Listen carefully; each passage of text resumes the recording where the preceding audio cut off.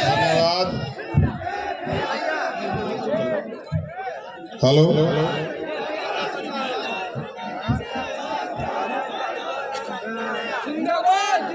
बहुत बहुत धन्यवाद सम्मानित प्रदेश अध्यक्ष जी। आज मिल्कीपुर विधानसभा में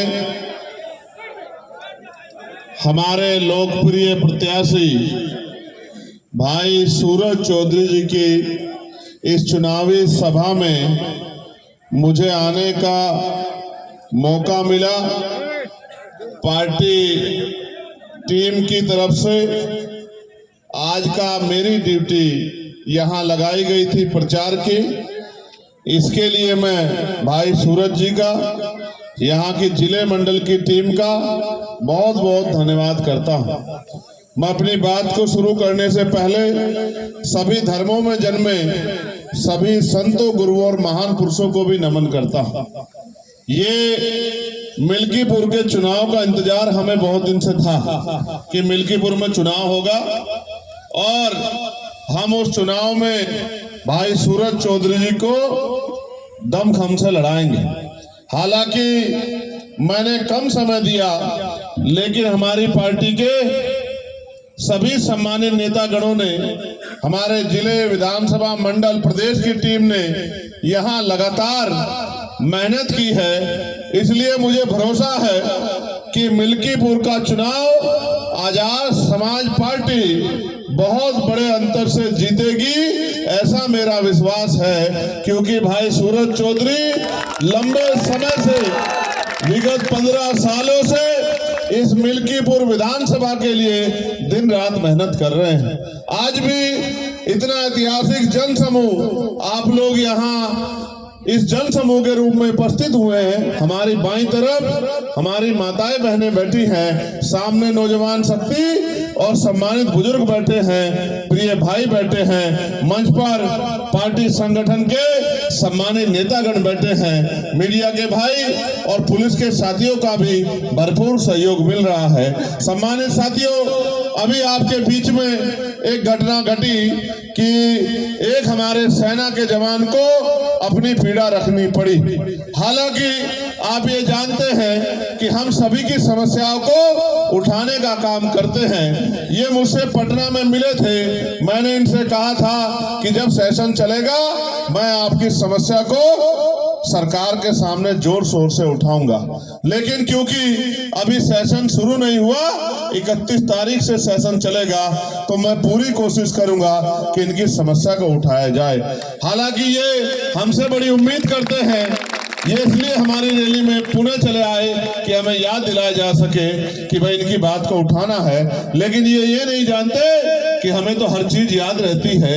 हमें तो हर गरीब, किसान, कमजोर, नौजवान, महिलाओं, बुजुर्गों और प्रदेश की हर समस्या पे हमारा ध्यान रहता है और रोज मीडिया के माध्यम से उन बातों को हम लोग कहते भी रहते हैं। आज जब मैं यहाँ पहुंचा हूँ तो आप और मैं जानते हैं कि उत्तर प्रदेश में किस तरह के हालात हैं, उत्तर प्रदेश में किस तरह के हालात बने हुए हैं। उत्तर प्रदेश में कल प्रयागराज में जहां महाकुंभ हो रहा है, वहां भगदड़ मच गई। भगदड़ मचने से कई लोगों की जान चली गई, बहुत सारे लोग घायल हैं, अस्पतालों में बेड नहीं है, दवाइयां नहीं है। मुख्यमंत्री जी अपनी नाकामी छिपाने के लिए मीडिया को डांट रहे हैं, पुलिस प्रशासन को डांट रहे हैं। हालांकि हमें लगता था कि भाई ये कुंभ जो है 12 साल बाद, इस बार जब नाम बदल दिया था, इलाहाबाद से प्रयागराज कर दिया था, तो अब शायद हालात बदल गई होंगी।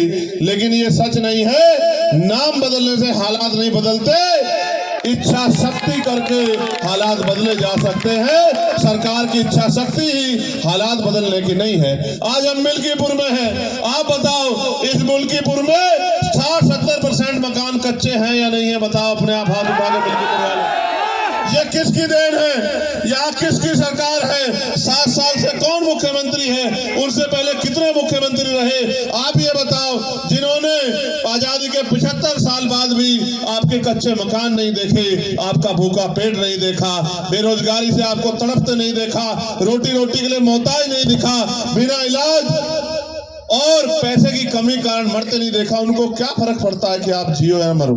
यहाँ चुनाव हो रहा है, सारी पार्टियां लड़ रही हैं, वो भी लड़ रही जिनकी सरकार है और जिनके पहले एमएलए थे वो भी लड़ रहे हैं, लेकिन आप कहाँ हो इस भीड़ में?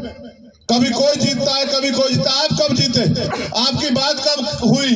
आपकी आवाज किसने उठाई? सरकार पे सारे अधिकार हैं, सरकार पे सारी शक्ति है, अगर चाहते तो 3 महीने में यहाँ के सारे मकान पक्के हो जाते, यहाँ रोजगार के साधन खड़े हो जाते, इंडस्ट्रियल एरिया लग जाता, यहाँ के लोगों को वहाँ चौक पे जाके मजदूरी नहीं करनी पड़ती, वहां जाके बिकने के लिए नहीं जाना पड़ता। लेकिन सरकार की इच्छा शक्ति नहीं है, और इच्छा शक्ति आज की बात नहीं है, इच्छा शक्ति तो सदियों से नहीं रही।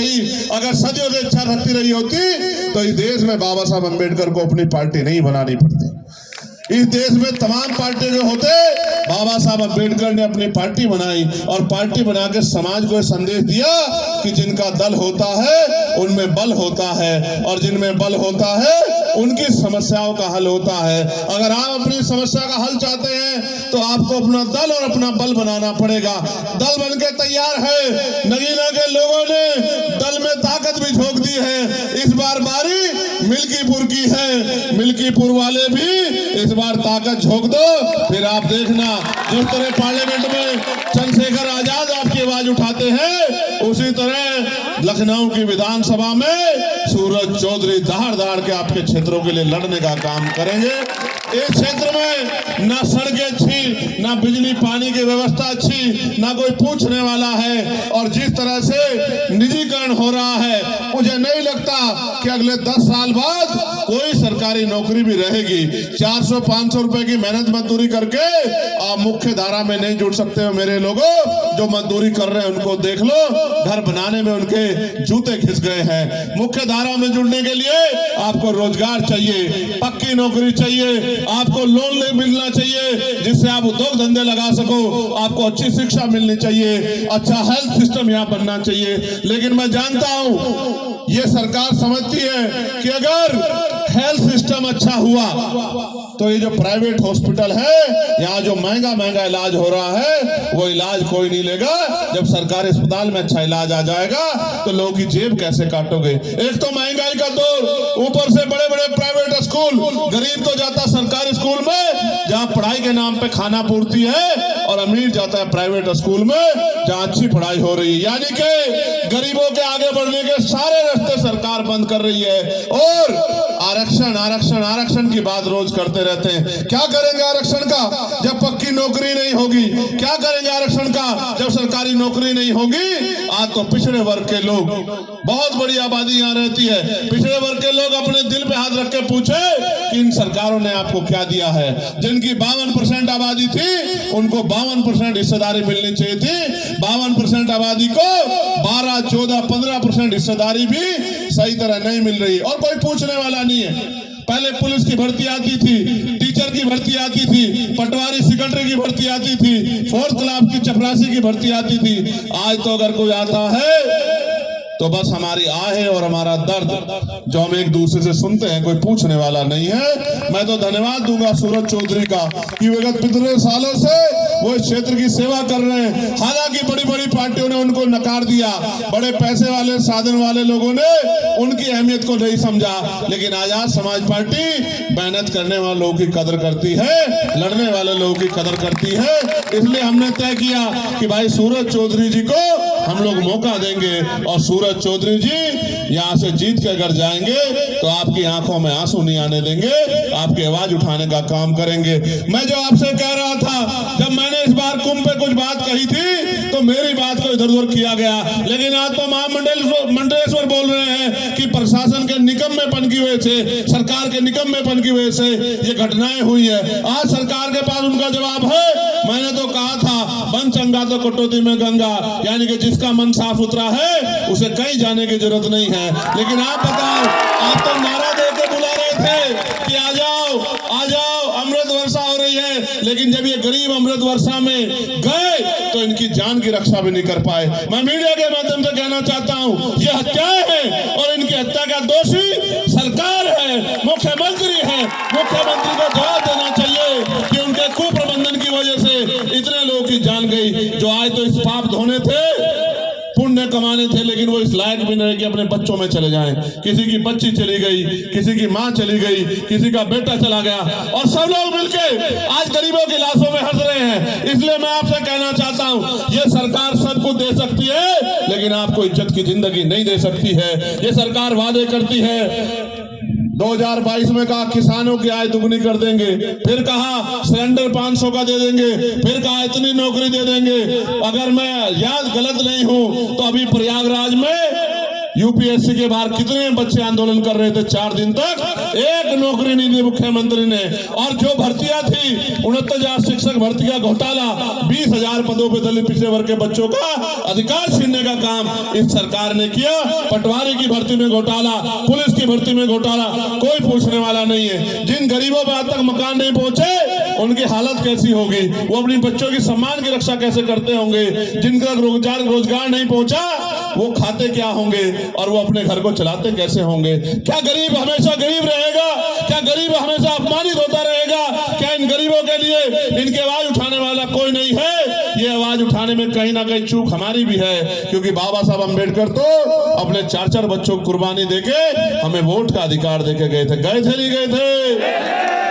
ये वोट का अधिकार तो है कि राजा महाराजा बड़े बड़े कुर्ते वाले पैसे वाले आपकी गलियों में आ रहे होंगे, नहीं आ रहे होंगे? आ रहे होंगे, नहीं आ रहे होंगे? ये सोचो, अगर ये वोट का अधिकार नहीं होता, ये आपकी शक्लें नहीं देखते, आपकी बस्तियां नहीं देखते। हाल जाके देखो, निकासी नहीं है। हाल जाके देखो, गड्ढे बने हुए हैं सड़कों में। अभी मेरी लोकसभा में देखा था, नहीं देखा था? जब अधिकारियों को मैंने गाड़ी में बुला के दिखाया कि देखो क्या हाल है, याद है नहीं याद है? आप सोचो, जब आप पे मजबूत नेता होगा तो आपकी सुनवाई होगी।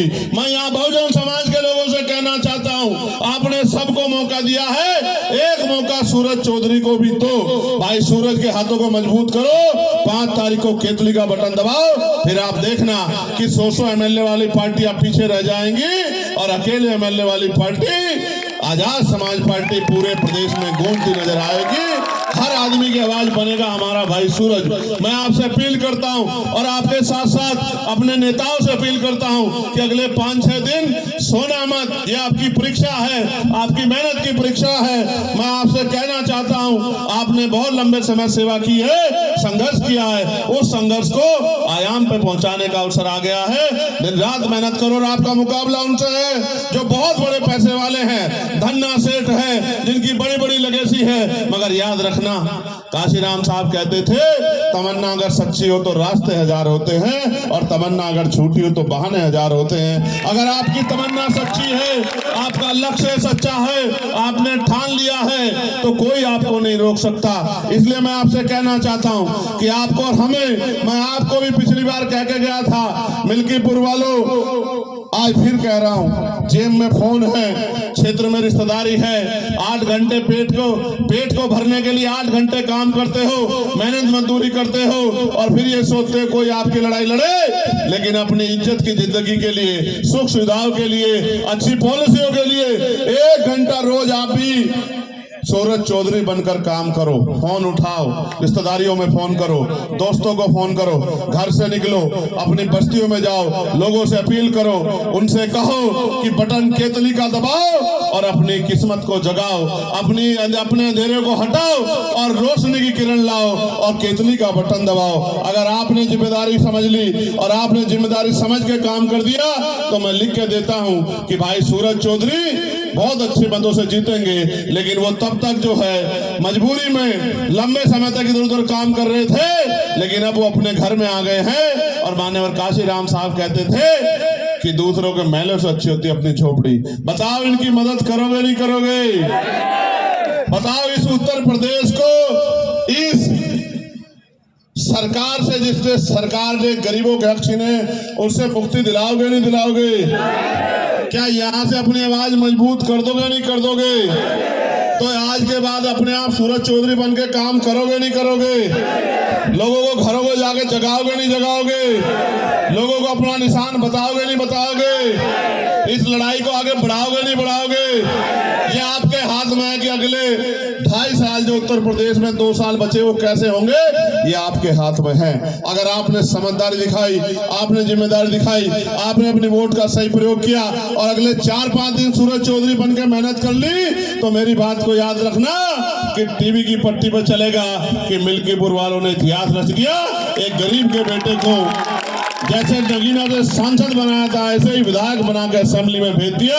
और आप याद रखना, नसीम साहब यहाँ बैठे हैं, जिस दिन आजाद समाज पार्टी का एमएलए विधानसभा में गूंजेगा, अच्छे की नींद हराम हो जाएगी जो गरीबों का अधिकार छीन कर बैठे हैं। मेरी बात को याद रखना, कोई ऐसा नहीं है, चाहे पुलिस के साथी हो, चाहे आर्मी के भाई हो, चाहे अर्धसैनिक बल हो, चाहे होमगार्ड हो, चाहे पीआरडी के जवान हो, चाहे आशा आंगनबाड़ी बहनें हो, चाहे ग्राम सेवक हो, रोजगार सेवक हो, भोजन माता हो, सबकी आवाज को पार्लियामेंट में उठा के उनकी समस्या को हल करवाने का काम हमने पुरजोर कोशिश की है। अगर ये ताकत आपने उत्तर प्रदेश में बना ली तो याद रखना कि फिर आपकी समस्याओं पे कोई जो है चुप नहीं रहेगा, सबको बोलना पड़ेगा। बताओ, जब मैं पार्लियामेंट में गया अकेला नीले पटके वाला था या नहीं था? बताओ। और इस बार कितने नीले पटके वाले देखे आपने? और अब तो गृह मंत्री जी नीला पटका पहन के घूम रहे हैं और विपक्ष के नेता भी जय बापू जय भीम की बात कर रहे हैं। जिन्होंने जीते जी कभी बाबा साहब अम्बेडकर का सम्मान नहीं किया, उनके रास्ते रोकने का काम किया, वो भी जय बापू जय भीम कह रहे हैं। आप समझो ये क्यों जरूरत पड़ी? क्योंकि अम्बेडकरवादी आपका अपना भाई पार्लियामेंट में चला गया है।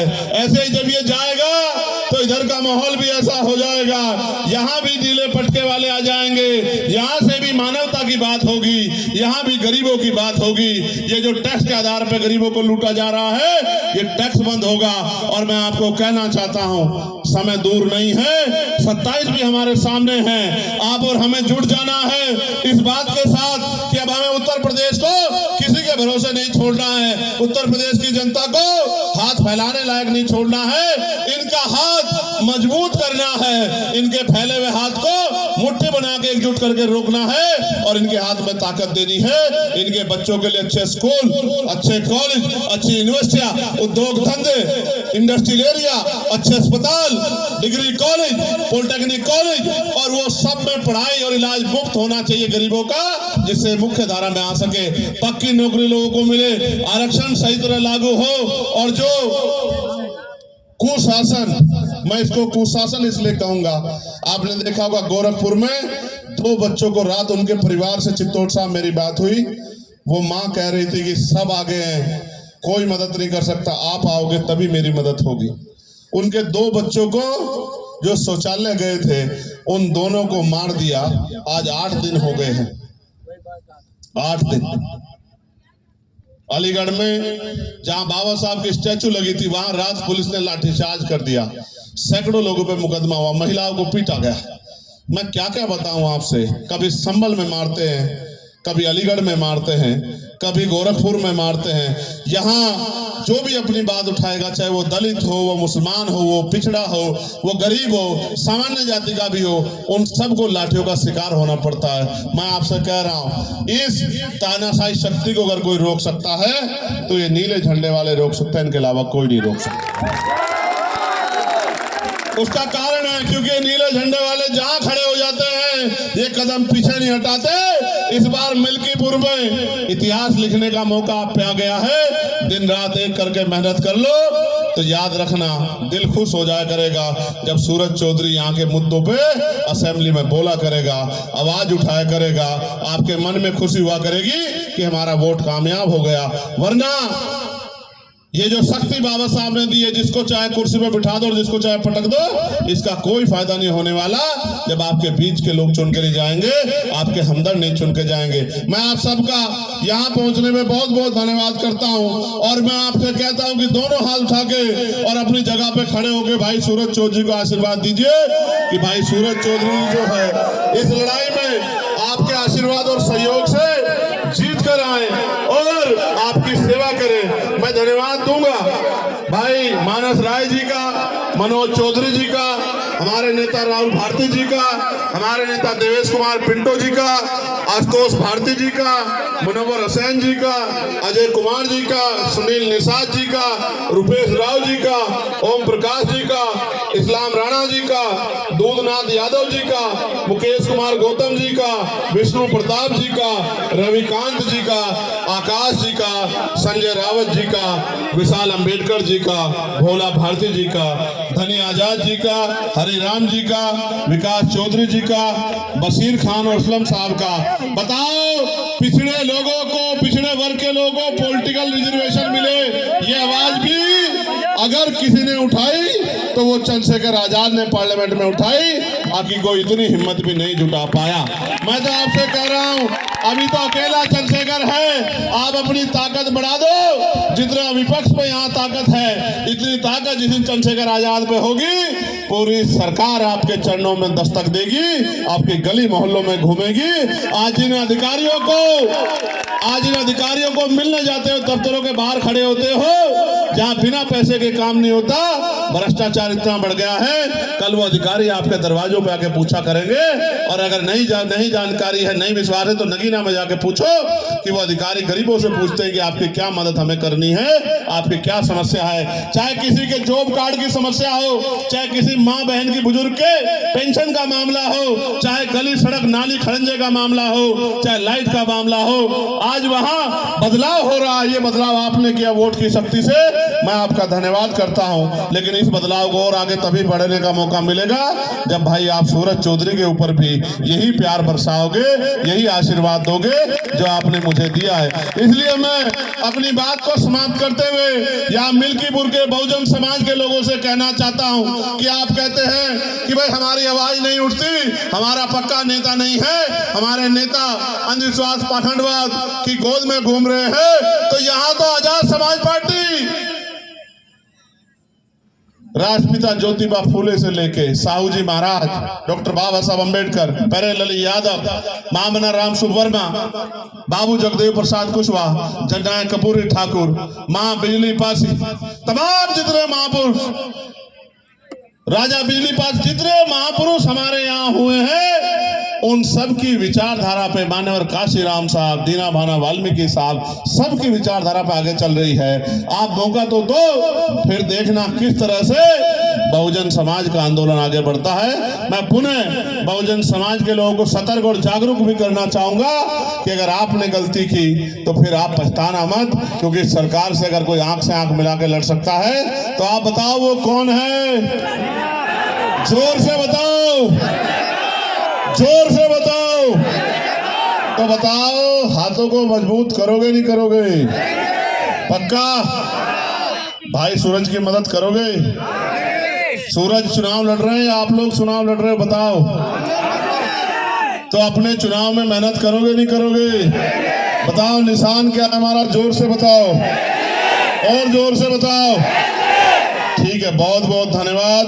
जय भीम, जय भारत, जय संविधान, जय मंडल, जय जोहार, जय लोकतंत्र, जय विज्ञान, जय जवान, जय किसान, और आप सबकी भी जय, गरीबों की जय,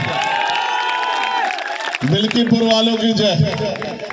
मिल्कीपुर के गरीबों के दिन अच्छे हो जाएं, वो तभी संभव है जब मिल्कीपुर का बेटा विधानसभा में चला जाएगा। बाहरियों को छोड़ दो और भाई सूरज चौधरी को